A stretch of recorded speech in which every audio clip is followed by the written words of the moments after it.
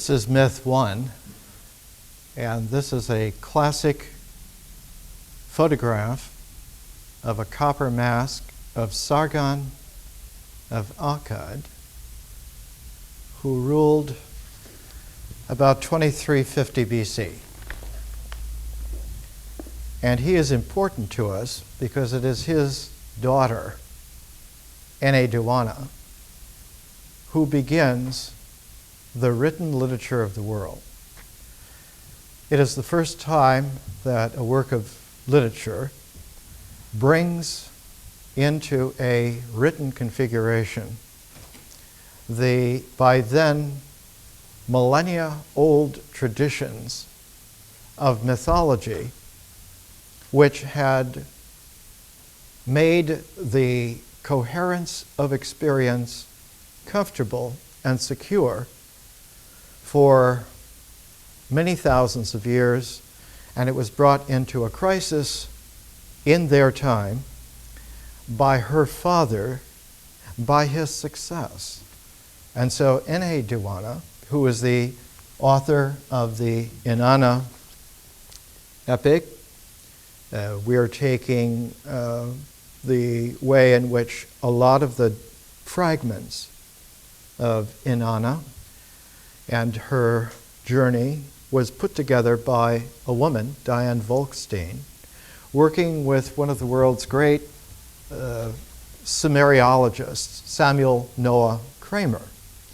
And you can find them in this volume by Harper Row, but also the Penguin Classics has another translation, another woman, N.K. Sanders, Poems of Heaven and Hell from Ancient Mesopotamia. And the focus here is on Inanna's descent into the netherworld, into the underworld. And there are studies of it like Descent to the Goddess, a way of initiation for women. This is put out by a Toronto Jungian group. And there are many other presentations of it, and we'll get to them and appreciate them and understand them. But before we do that, we need to reposition ourselves and our learning to understand what it is that we are doing and why it is so special, so new, so rare, and so difficult to initially adjust oneself to. It's very difficult to do. Traditional education for several thousand years has been built on a mental understanding structure. This has been called the mind, as if the mental structure formed 2,500 years ago was synonymous with the mind. It is a classic problem that was there when such arrogant hubris was formed, and all during the past 2.5 millennium, it has been brought into question again and again, and the development of alternate traditions throughout that 25 centuries have constituted literally a completely different experience of life. It has been shunted time and time again by revivals of the form, by reformations reinstating the form, and now in our own time, the restatement of the form reached its ultimate empire presentation, and in our time, the apparent failure of that identification of the mind has become irreparably destroyed. It has been shredded. It has been evaporated and will never work again.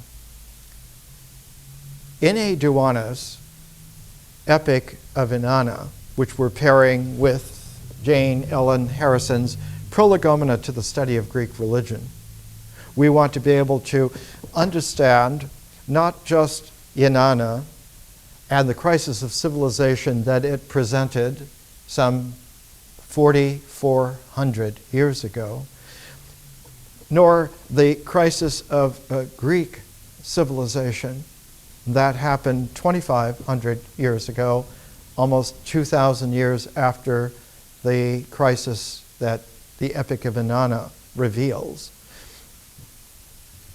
We're looking at our own crisis, our own situation here at the beginning of the 21st century. And one of the most telling things is that very few people are unaware of the crisis, but there is hardly anyone who is aware that the crisis is not in the world. It's not really there in the world. It is in the fractured mind. It is in the enervated, sapped life existence. It is in the limited, outmoded rituals. It is in the ignoring of nature on a colossal scale. And so the entire ecology of the integral order of the universe is brought into question, and the very basis of it, the natural process, the process of nature, the process of change, the process of time, the blossoming of space out of time, the whole quality that allows for existence to emerge, emerge as a unity, emerge as a whole, in the sense that as existence emerges as a unity, every existential within existence likewise then is a whole. And it is the wholeness of existentiality that is the most trustworthy point to return to understand how to re-emerge and come out whole, all the way back to refashioning the mind so that it is not an arrogant enemy of nature, so that it is not a brutal taskmaster of ritual form, so that it is not a commandeering warden of living experience and human feelings and images and our language. And especially so that it does not close the mind off, so that the mind cannot transform into vision, so that the mind has no way to have consciousness and has no play of memory as a process, but only a commandeered mental form of memory, the memory, which is ideologically imprisoned and put into service as the warden of experience, as the taskmaster of rituals, as the enemy of nature. And we'll get to this and understand it. The point that one can come back to, the trustworthy point, is that out of nature, the universe emerges whole. It emerges as a oneness, as a universe. This is trustworthy, and one can return to this. And all the way through, a healthy mythology will have its parallel with the process of nature, so that human experience flows along with nature, and the unity of existence that comes out of the natural process will be paralleled then in the unity of the cultural process that will allow for a unified mind, not a fractured mind, not a partial mind, but a unified mind to emerge. And it is only the unified mind that is able to find its center, that is able to distribute its attention to the entire space of its actual objective occurrence, and to find within that the sides of a square of attention. The British used to call it the big picture. One has to have a frame, one has to have a picture. And it isn't just that it is the square, but that the four sides have the four angles, and that the angles can also serve as arcs, as the four arcs. And so one has the picture which is squared, but also the picture which is circular, which is rounded. Well-rounded, trued and squared, all of this geometric language is quite truthful. If one has the four quarters, in the sense of the angles or the arcs, one can locate the center. And the center is not just a center point, but is the pivot of the way in which the dynamic actually occurs. It will be the axis. It'll be the axle by which two great wheeled cycles work together, nature and mythic experience. And when those two great cycles work together around a common axis, then you have for the very first time the image that emerged about the time of Sargon of Akkad, and that is the chariot, the two-wheeled chariot held by an axis, an axial, that allows for the two wheels to turn together. And when they are able to turn together, you have a stability in the movement of the chariot. And forever after then, the chariot will become a metaphor, occasionally used as a simile, sometimes used as a mythologism. In Plato, the chariot is used as a symbol to present the way in which one is able to refurbish the mind back to its wholeness, to refurbish life back to its actual experience, and to refresh our participation in nature so that the integral ecology works all the way through completely. It is not just that there is a charioteer, the driver of the chariot. Certainly the mind, the symbolic mind, is the charioteer. But without a ritual axis that is really centered, the wheels of nature and culture will not turn together, and one will not have stability, nor will one have any way to have mobility within that chariot, no matter how good a driver you are. You can see by the emergency of the age in the sirens that are there in our urban life all the time, we're in a very paradoxical situation, and there are very few people who know what to do.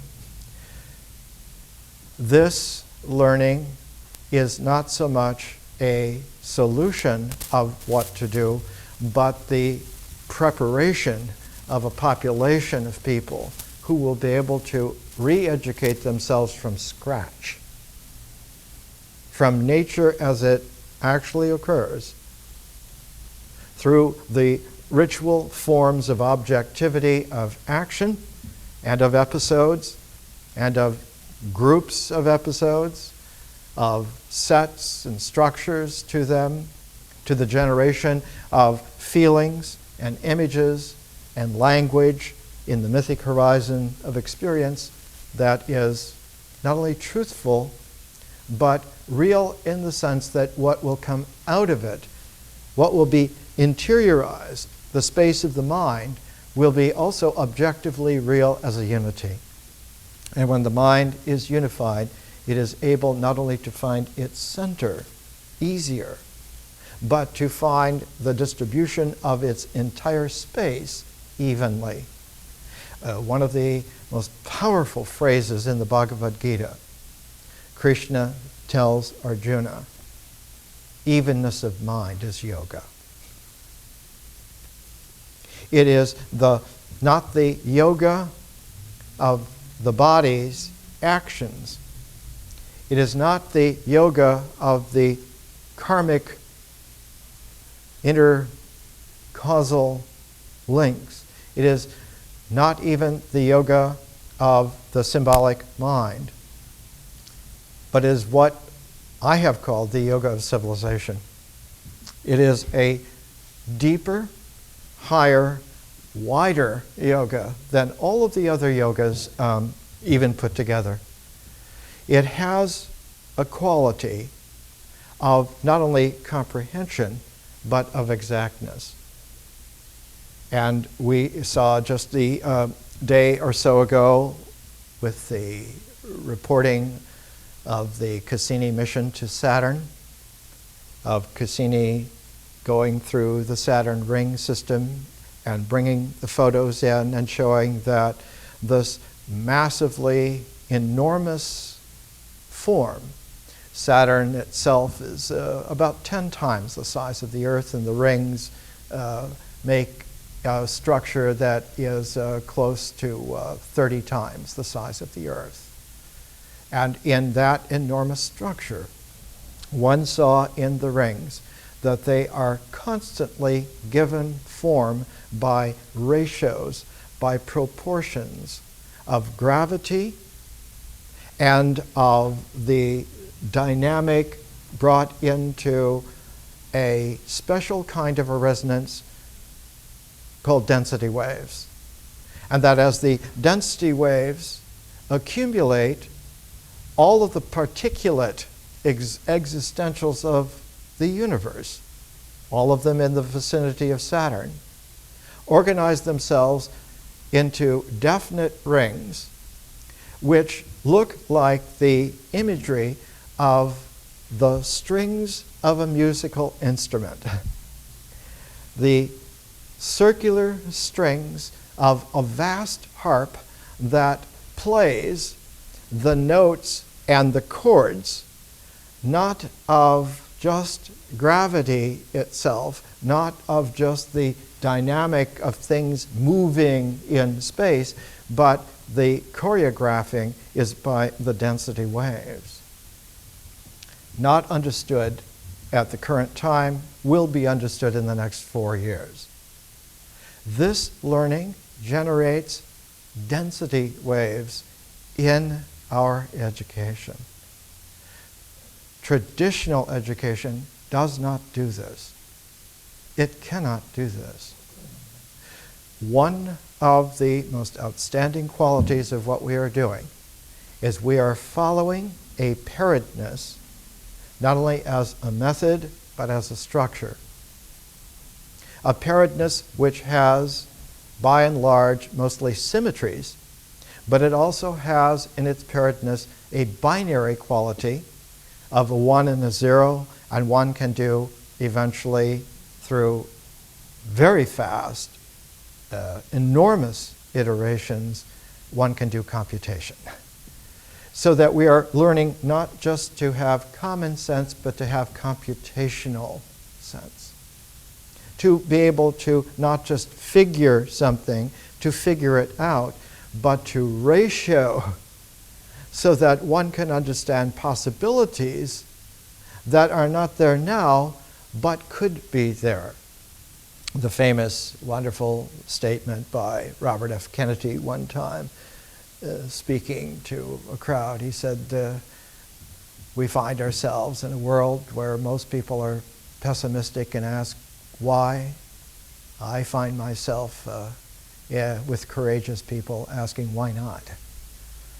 Let's engender possibilities and pick and choose and modify and change and regroup until we have the kind of life we would like to have, till we have the kind of world we would like to have.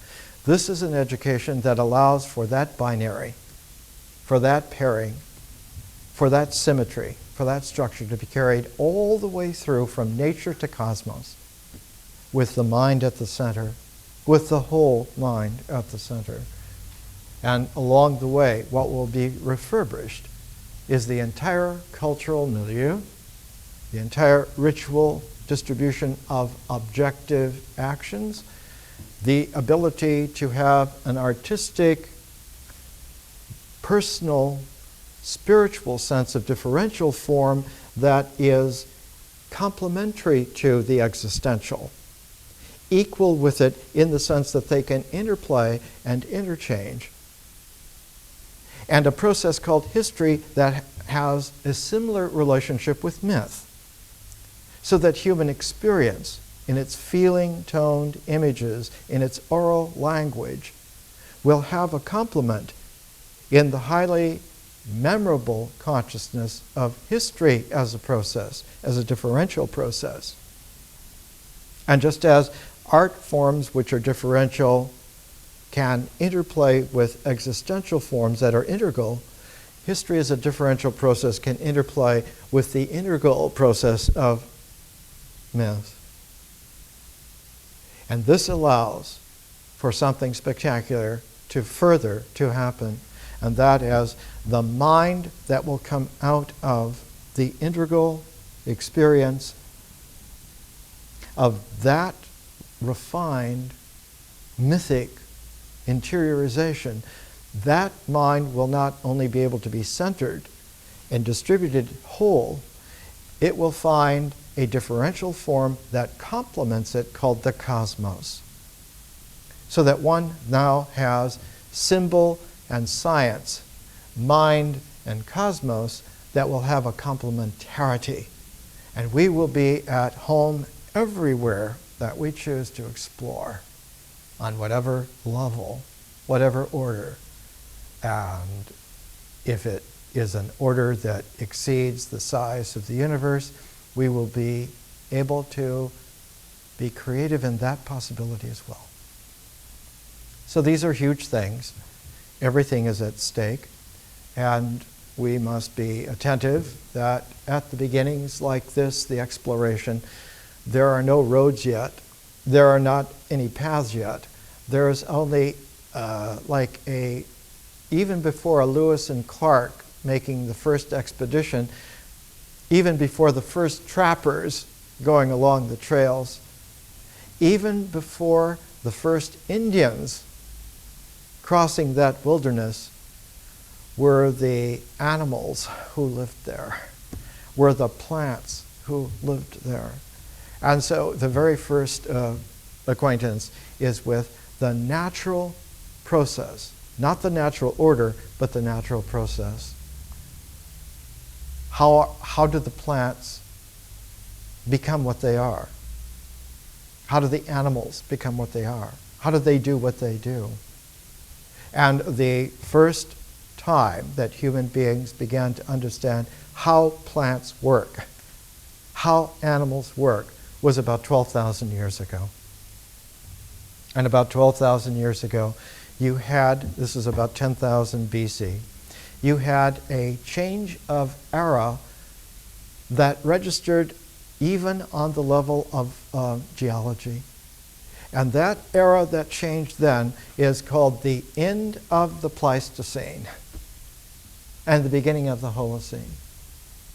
The end of an era that went back to about 50,000 BC. And from 50,000 to about 10,000 BC, you have this Pleistocene.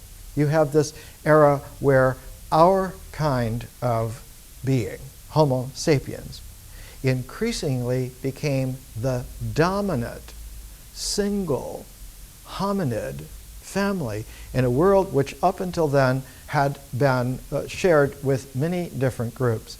About 50,000 BC is the time when the last of the Neanderthals, Homo neanderthalis, died out.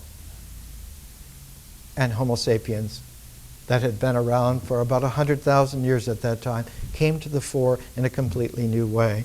It is the time where, at that moment, the beginnings of art were beginning to stir in the visions of consciousness in our species at that time.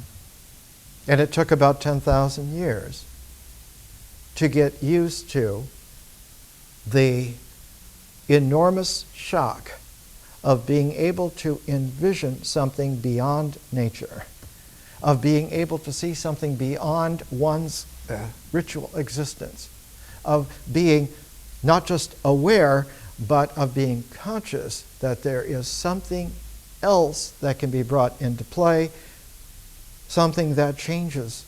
It changes things. It changes us.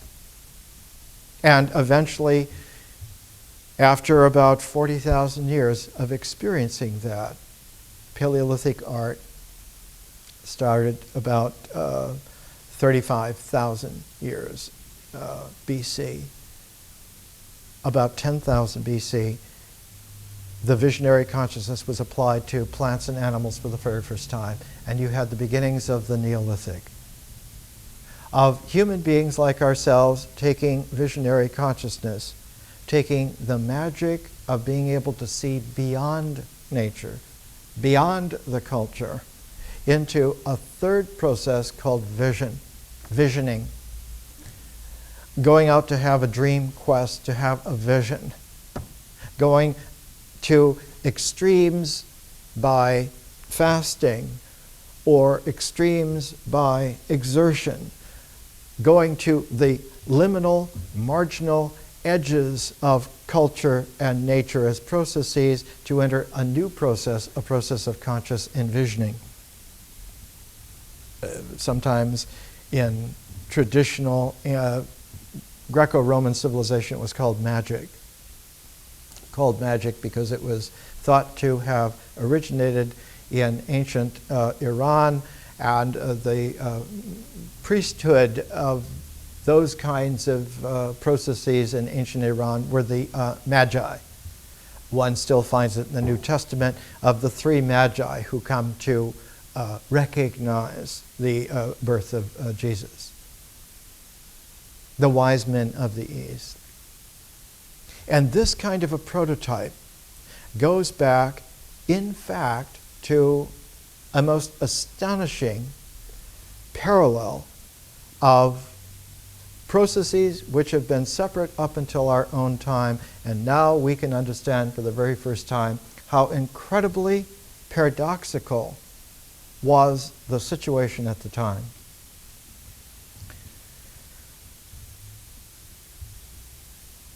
Two sites. One of them, the Jordan River Valley, going from Mount Hermon down to the Dead Sea. The other site is the Euphrates and Tigris River valleys, going from the Persian Gulf up into eventually Anatolia and curving around into the area that is currently Syria. Two civilizations, two areas that have become interpenetrated to an ironical and paradoxical extent for quite some time now, for the last 4,000 years. And we need to appreciate and understand it because it links the Enheduanna epic and Enheduanna and Sargon the Great's time with the Greek epic, the Greek times. Not so much the times of Plato and Aristotle, but the deeper mythic times of Dionysus and Orpheus. And that's why one of the great achievements of Jane Ellen Harrison in her Prolegomena to the study of Greek religions. Prolegomena means before, not the classical age. Before the classical age. Where did they come from? What was it that they did? And one of the most interesting things is to compare a photograph of Jane Ellen Harrison when she was young. She was the most elegant, intelligent, beautiful, intellectual genius at Cambridge University. We'll talk more about her next week, but she went there as a fully grown, fully developed, fully matured woman. She did all of her own work long before she got to Cambridge, so that when she came as the intellectual queen of that whole world. And towards the end of her life, you can see weathering leukemia at 78, full of travail of many things, having lost almost everything that one could have hoped to retain, and yet had become one of the great creators of the 20th century.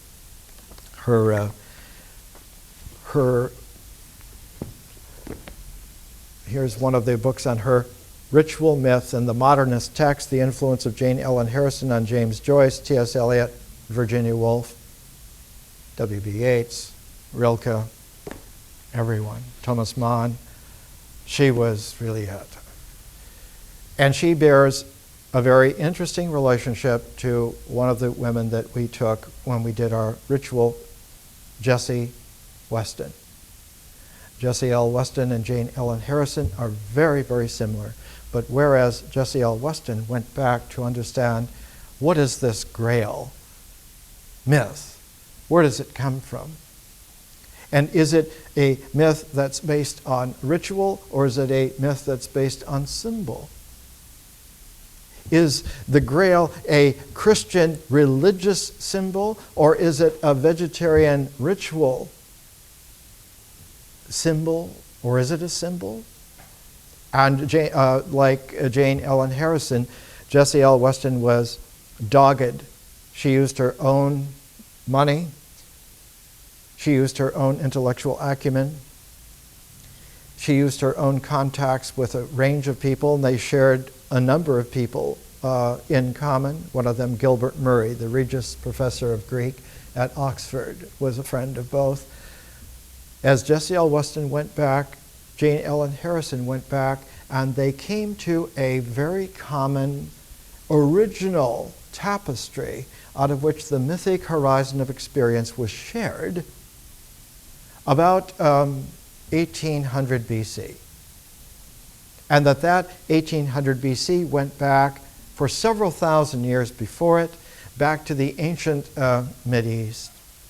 And that if one wants to understand the different times in which civilization took formative, beautiful, comprehensive structure, one has to go back to the ancient Near East of about 2400 BC to understand the first time that it was brought into such a power that it broke the trust in nature. That was the first time.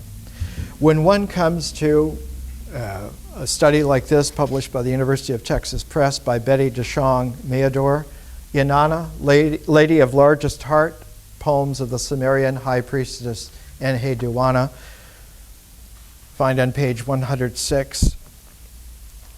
She's writing about this poem, Inanna in Ibich. Ibich was an incarnation of a mountain god, and that mountain god was there in the Zagros Mountains. The Tigris and Euphrates plain is quite flat, and to the north of it, all of a sudden, the Zagros Mountains in the northern part of that plain rise into a great cliff that goes for hundreds and hundreds of kilometers, except for one defile that's about 9 kilometers, and there some ancient earthquake crumbled that plateau, that wall. And through that wall, at that point, there was, for the very first time, an easy concourse between the Iranian plateau and it's through the Zagros mountain wall down to the Tigris-Euphrates plain. Now there were two completely distinct cultures that operated there. On the Iranian plateau, for thousands of years, when central Iran was still lush before it became desiccant like the Sahara Desert.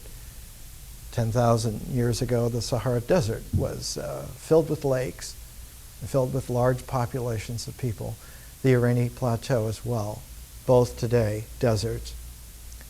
But that 10,000 BC population from the Irani Plateau brought to the Zagros Mountains at the head of rivers that come down to that plain the beginnings of the Neolithic development of agriculture and animal husbandry. One of the earliest sites is called Shandahar Cave, and Shandahar Cave is on the Great Zab River. There's a lesser Zab about 100 kilometers to the south, but that Great Zab River, where it comes down from Shandahar Cave in the Zagros Mountains, comes to join the Tigris River right around where Mosul is today. So that the Kurdistani people, the Kurds, are inheritors of the Irani Plateau ethos, of that kind of a culture, whereas they came down to a plain that had a different population of people. The Sumerian Akkadian people were different. They were more Semitic. And so you had Aryan Iranis and Semitic Akkadians coming into a conflict about the time of Sargon of Akkad, not because of two different cultures like Jews and Germans coming into a collision, but because something more fundamental had happened. The very fabric of the understanding of nature had been shattered at this time. And in this poem, one of the things that is there is that Inanna has to rally her people, has to rally the people of the Tigris-Euphrates plain to realize that even though the great god An has been fascinated by the power of the people at Zagros Mountains, at Eblis, that they are able to do all kinds of things to change nature, to tame the plants, tame the animals, and now tame man, tame in a new, completely way, and they're going to redo all of life. And so the great god An sides with them against his own people. And Inanna, the goddess of the moon, rallies the people to not only fight for their life, but to fight against their previous god for his reinstated allegiance to them. And so Inanna becomes necessarily not just the goddess of fertility of life, but she becomes the defender of life. The warrior goddess for the first time comes into play not as a polarity, but as a concomitant. And in nature one sees this. In lions, the hunters of the pride are the lionesses, not the male lions. The best hunters are the lionesses. And so one finds in the priesthood of Inanna, when one sees the sacred mace, one sees a lion's head, it is not a male lion, it is a lioness's head. It is the female lion. Because one here is hunting not to kill, but hunting to live. It is a completely different thing. Men frequently hunt to kill. Hunters do that. They enjoy the hunt, they enjoy the kill. Whereas the feminine almost never hunts to kill, but hunts to preserve life. Let's take a break.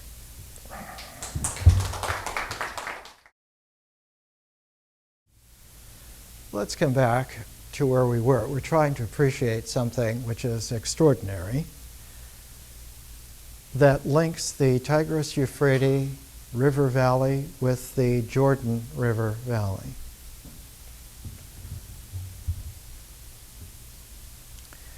The Tigris-Euphrates River Valley is like a plain. And from very early on, from about 4000 BC, there were establishments of city-states called Sumer in the south. The Persian Gulf came up quite a bit further than it does now. All of that marsh land of South Iraq was actually shallows of the Persian Gulf of the sea. And one of the coastal cities at that time is now inland, Eridu. And Eridu and Ur and Uruk and Lagash, all of these Sumerian cities, city-states, by about 6,000 years ago had come into some kind of a formation.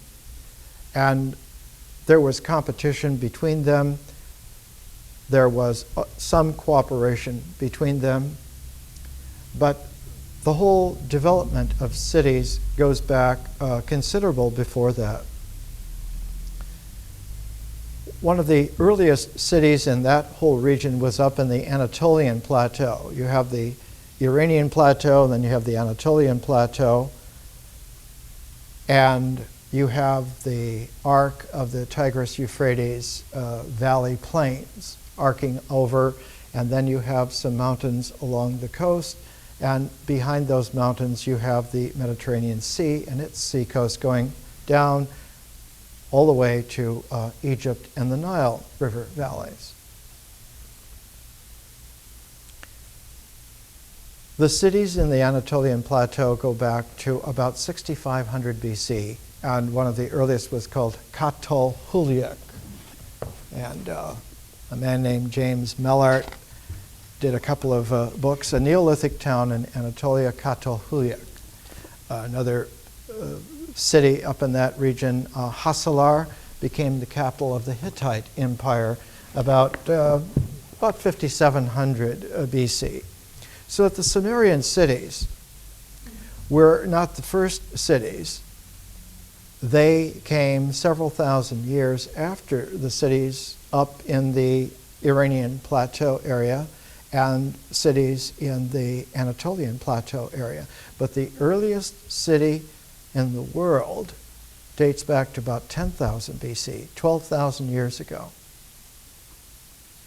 And that city is Jericho. Jericho is on the Jordan River, and one of the peculiarities is the Jordan River is the result of a huge tectonic shift in two plates of the Earth's crust. And there was a catastrophic earthquake about 9,500 BC that shifted because the Arabian side of this fault not only subsides under the other plate, but moved north, and moves north. It's in geologic times gone about 100 kilometers north of where it was originally at the beginning of the Pleistocene time of about 50,000 BC. At that time, the whole region was a sea called the Tethys Sea. And the sediments of the Tethys Sea were like the bottom sediments of any kind of a sea laid down through long geologic ages. And when this huge earth shift, this huge earthquake, created the northward movement of the Arabian plate and the subsidence, what happened was a giant fracture in the Earth's crust called the Great Rift. And so the Great Rift runs from northern Syria to Central Africa. It runs from Damascus to Nairobi. And it's not just a straight line, but it follows the Jordan River, or rather the Jordan River follows the rift at its deepest part, and then cuts through the Gulf of Aqaba, down the Red Sea, and starts up again in Eritrea and runs through Ethiopia down into Kenya. So where the Leakeys were working at Old Duvai Gorge is related to the Jordan River Valley where Jericho is. And in a very real way, the Tigris-Euphrates Valley civilizations, beginning with Sumeria, but actually taking their cue from the Anatolian plateau early cities. This entire development of Neolithic civilization came to a head in Sargon the Great's time, about 2400 BC. At that time, the development of the banding together, not just of cities into federations, or of making patchwork kingdoms come together in something larger. By 2600 BC, there was a king who called himself the Lord of the Four Quarters because he had enough different lands that they went in all four directions. But it was in Sargon's time that for the very first time a very strong empire was made. And the empire not only brought together in an agglomeration, but it wove together into a very powerful empire for the very first time, like the Egyptian Nile civilization was woven in the first dynasty by Narmer into an empire. And one has, with First Dynasty Egypt, the sense of a completeness of the whole river system, as far as one could go, up the Nile to at least the third or fourth cataract. That initial weaving together in Egypt received in the fifth dynasty a power trump on the accelerator, and you had people like Cheops and Khephren building the Great Pyramids as an exemplar of their power. Not only was there an empire of dynastic Egypt, but it was now strong in the sense that it had a celestial tie. And the three pyramids at Giza are arranged like the three great stars in Orion's belt. That the celestial order has been brought by us onto the earth, and our empire has the imprimatur of heaven. Our empire is stronger than the earth. This is heaven's order which we put on the earth. And whatever allegiance you had before to whatever gods or myths or authority you had before, it is now superseded by ours. A very similar thing happened in Sargon's time. His empire was so strong that his daughter wrote the Enheduanna epics, all the various facets to it, and could well have had a hand in the Gilgamesh epic, which is of the same time. The Gilgamesh epic is the masculine version of that quality of the heroic redoing of all civilization, of all culture now, so that it becomes a symbolic empire based on an interurban civilization rather than something tribal, rather than something that owes its origins to the land. It now owes its origins to the powerfully ordered mind. So that the mind becomes the arbiter and not nature. The mind dominates the culture dominates the rituals, and nature is refashioned the way one wants it. And of course, nature very frequently disappoints empire makers. The ancient Near East had a couple of events that were catastrophic. The great earthquake shifting that made the Ibla defile in the Zagros Mountains about 9500 BC, but about 4000 BC, there was a supernova in the constellation of Vela. A man has written a beautiful book called The Once and Future Star, and showed that about 4000 BC, this new star in the heavens outshone almost every other star for a period of time, and then, like all supernovas, faded away. But it showed that heaven has new events in it. That there can be new stars that then come into play, and they leave a changed quality. Even though they fade, their energy is a part of the redistributed transformation. And in a way, it became the signal key that man has a possibility of raising himself to a new power in terms of celestial pattern, and that he can put this in play on the earth. At one time in the British Empire, an Irish cleric named Bishop Ussher went through Genesis, Moses' epic, beginning the Old Testament, beginning the Bible, and he computed when Adam would have lived, and he came up with 4004 BC, which is about the time of the supernova in Vela.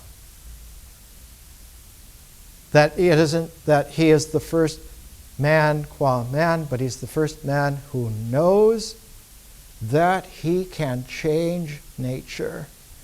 And therefore he's thrown out of the Garden of Eden, not thrown out because he's recalcitrant so much, but that he no longer belongs there, is no longer to be able to be secure or safe there, no longer believes in it, no longer is at home in it, and so has to go out and make his own way.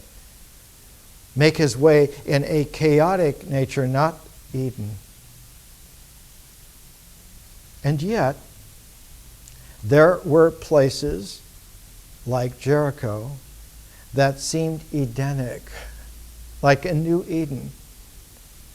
The oasis and the river where Jericho is has a mild climate, tremendously fertile, and yet there have been times, several times, maybe a half a dozen times, where the city was abandoned for hundreds of years. One reason for this is that collected at the bottom of the Jordan River is the Dead Sea. And the Dead Sea's waters are poisonous to crops, poisonous to animals. There are no fish in the Dead Sea. It is a dead sea. And at one time, south of the Dead Sea, one of the earthquake tectonic plate shifts rose a mountain, and the cities there, Sodom and Gomorrah, were destroyed by it, and the waters of the Dead Sea backed up and sloshed in and ruined the water table of the whole lower Jordan Valley, so that Jericho was infertile for several hundred years until those poisonous waters of the Dead Sea subsided, and the natural flow of the Jordan brought the fertility back and then was re-inhabited.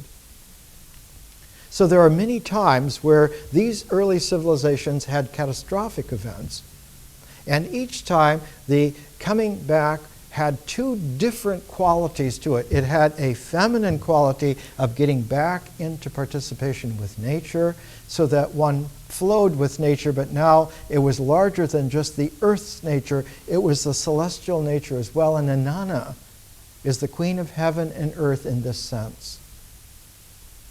She is a moon goddess because though she has her place in the celestial dynamic, she also has her place in calibrating the way in which the earth's rhythms happen, so that the energy structures of the earth's rhythm are related to the dynamic mystery of heaven's concourse. So you have a process and a form, and that's why one of the reasons for our education to have phases. We put it into 8 phases so that it becomes calculable, calibrated, but calibrated not in some arbitrary way, not in a mental way, but calibrated in the way in which reality itself occurs. It occurs in a syncopation of process and form. The process builds resonances to the point to where the resonances now fill a group into a set, and that set registers now as something. It now becomes an episode of objectivity. And all of the iteration, all the resonances have built to the stability to where that is now formally objective. Those actions together constitute an objectivity. And as we saw in ritual, it is important in a ritual to do it exactly right, exactly complete. If it is done exactly right, exactly complete, it will have formed in the performance of it an objectivity which now will have a center, will have a pivot, both quite real. It will have its angles, and any one of those four angles will be an angle of vision not only into the center, but will be a scale of a radius to be able to compute the total space, the total area of what one has objectively created, established. So that the forms of existence now are known and are measurable, are determinable, and because our participation has been real in this, whatever changes we undergo can be introduced into the forms of existence. Its objective ritual forms can be changed, not in an unnatural way, but in our participating with nature in the larger sense of bringing in a celestial dimension to the earth, to nature. And Enheduanna, in her epic, reinstates this. She wins out over the vacillation of the great god An, over the challenge of this incursion that could have changed forever. And Jane Ellen Harrison, in her Prolegomena to the Study of Greek Religion, when she's writing about the Orphic mysteries, the whole latter part of the book concerns Orpheus, whereas the whole earlier part concerns Dionysus. And it's interesting to note, when one goes back into the Dionysiac myths, one goes back into the ancient Mid-East.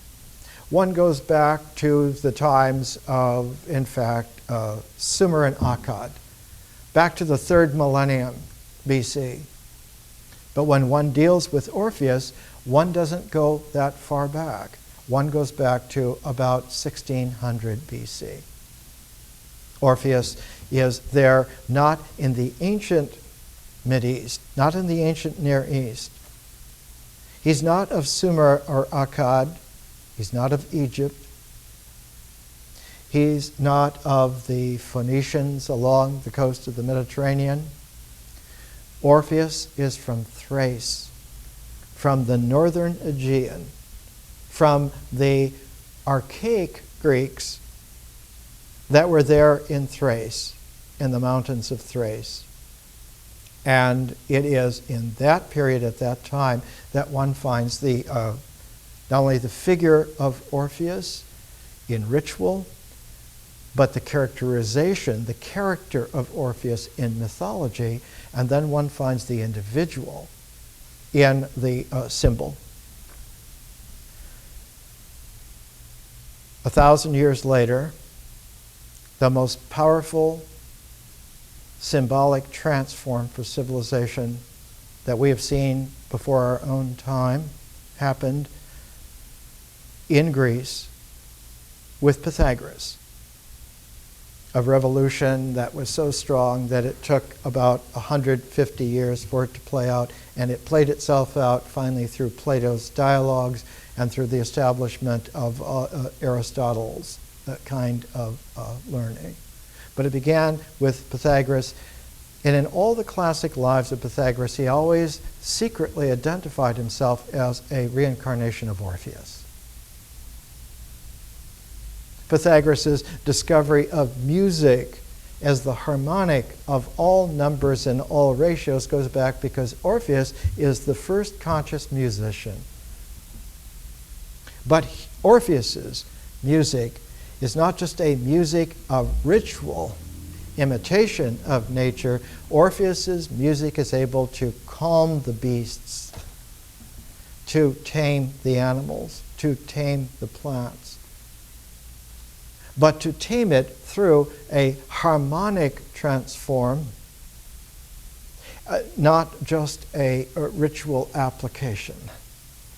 So it's no longer important just to do all of the rituals right completely, but to do them in such a way that you leave spaces, you leave openings, you leave gaps.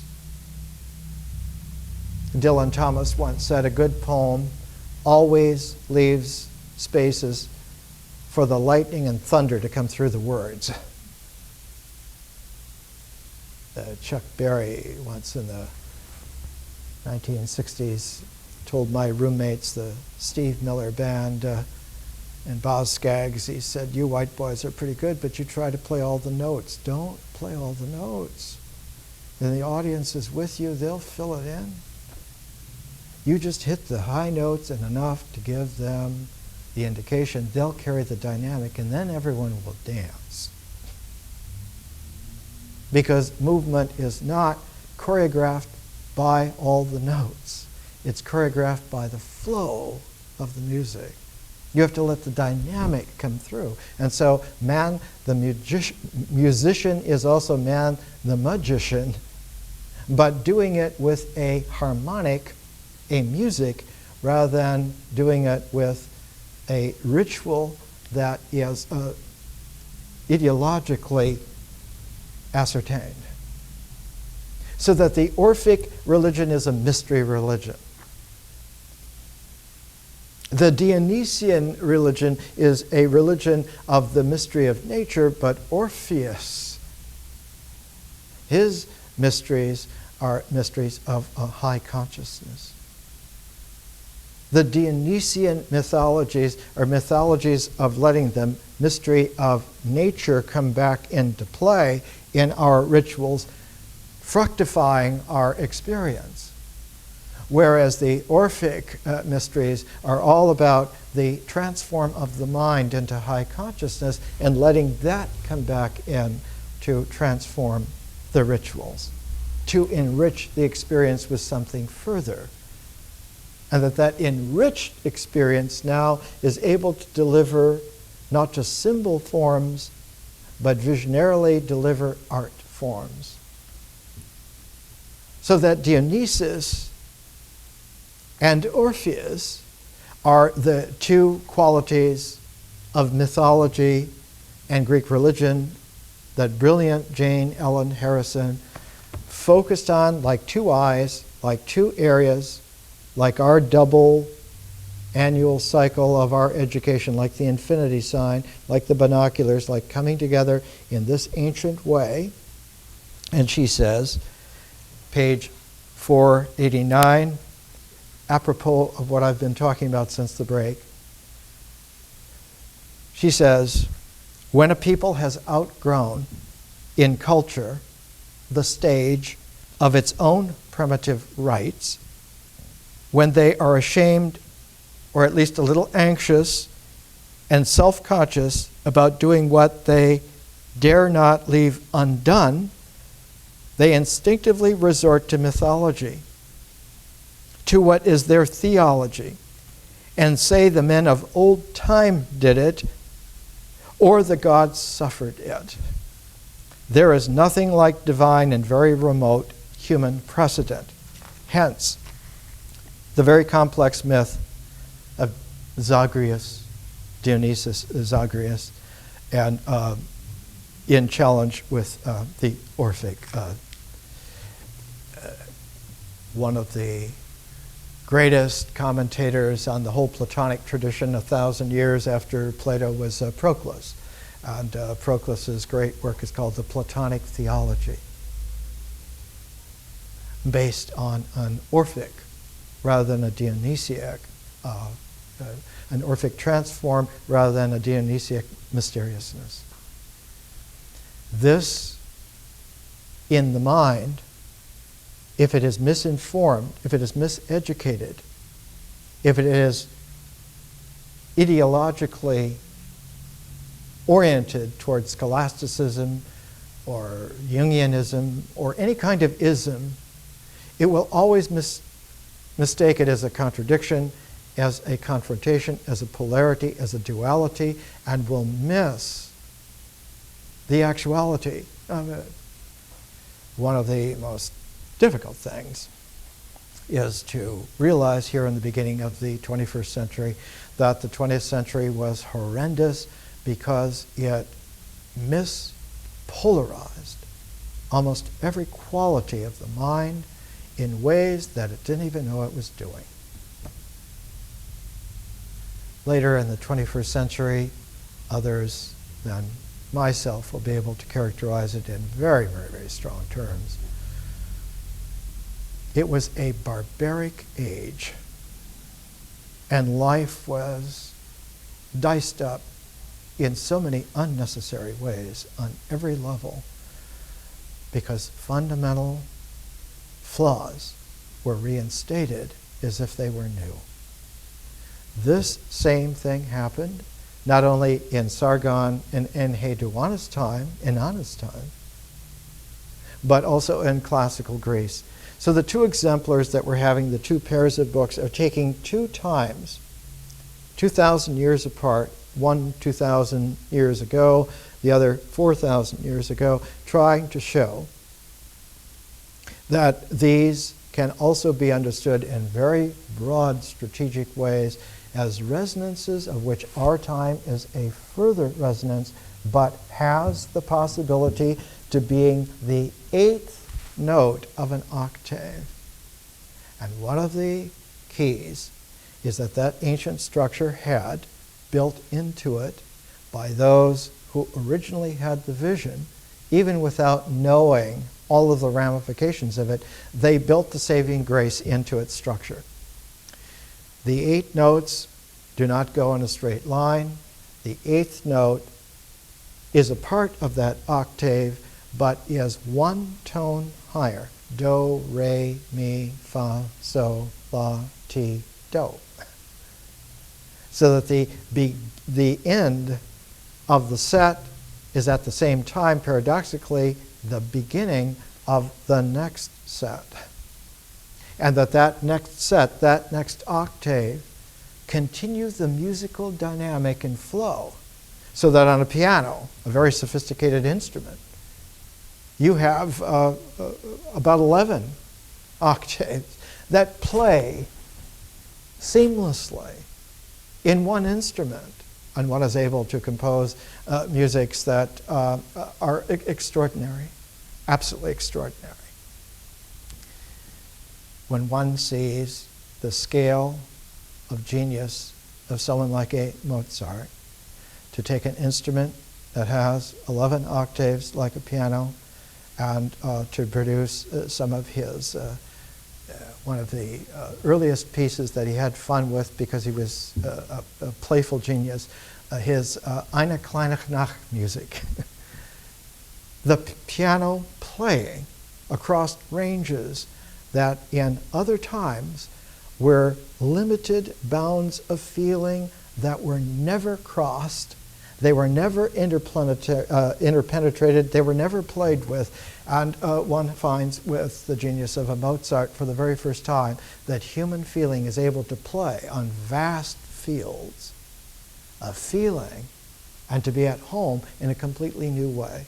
What happens is the transform of the mythic character of someone in your experience into a wider, deeper, more nourished field of what can be integrated then in the mind, and the mind becomes a completely scintillating jewel compared to what minds were before. Instead of just being some geometric circle with a center and radiuses and spokes like a wheel, it is now faceted like a jewel. And the creation of the jeweled mind startled the world at the time, so that one found in every aspect of civilization, from William Blake to Beethoven to Napoleon to Jefferson, it found everywhere the cracking of the old order, not just the American Revolution, the French Revolution, who said we have to begin with the year 1 because everything before the ancien regime is over. This is the new, completely new. And yet, they didn't make it new by creating it anew. They made a new venue for old things to creep back in, and suddenly you had, out of the French Revolution, a Napoleon building an empire again. Incredible.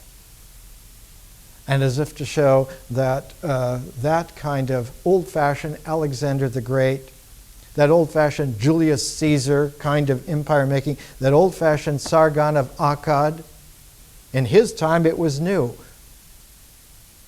But in the 1800s, it was radioactively lethal to do that again.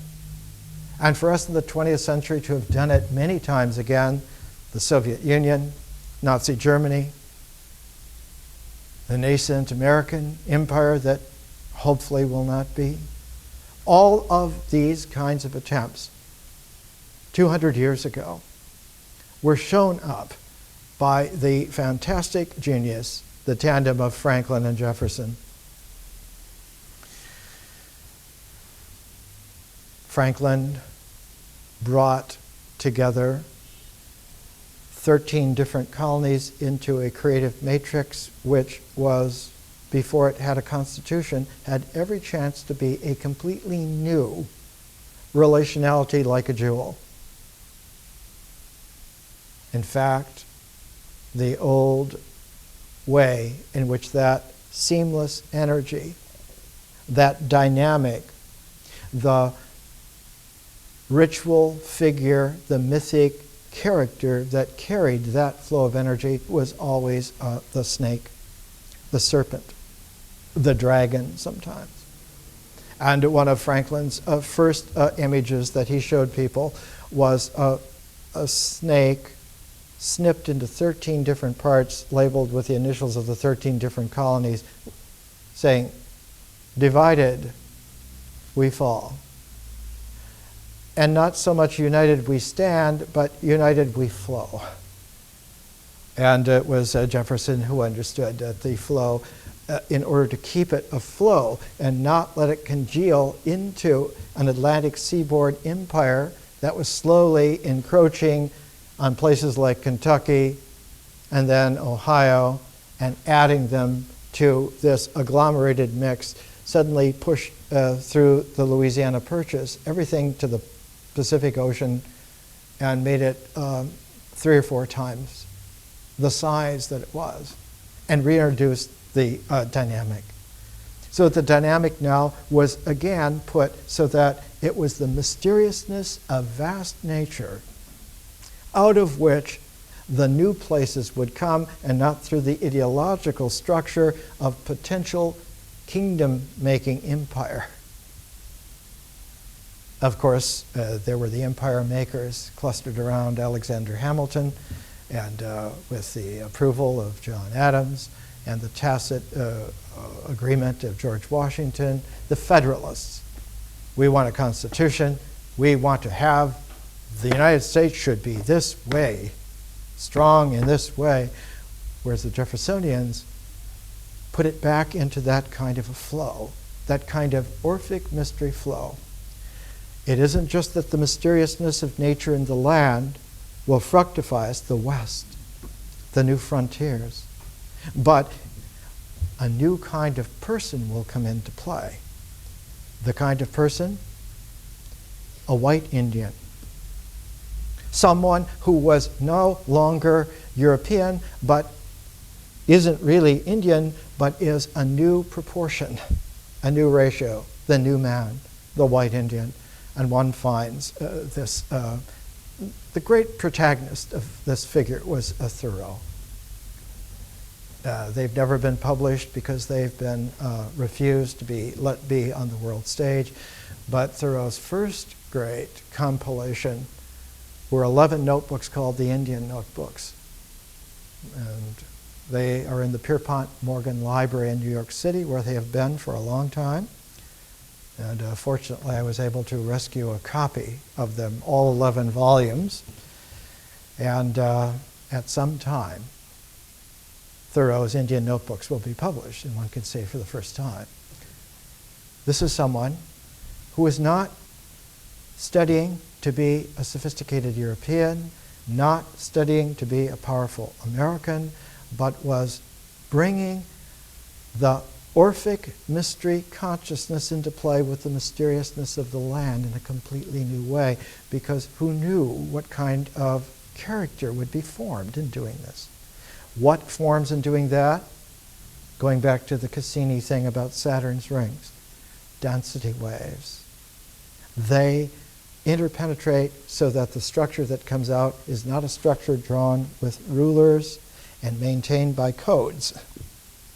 They are flexible, yet very exact structures that play within the iterations and resonances of harmonics, which can be understood and not only worked with, played with creatively. So we're looking for a new kind of man, a new kind of mankind, new kinds of men and women who are able to play in infinite possibilities and not be dependent on being jailed by codes, successfully or unsuccessfully. More next week.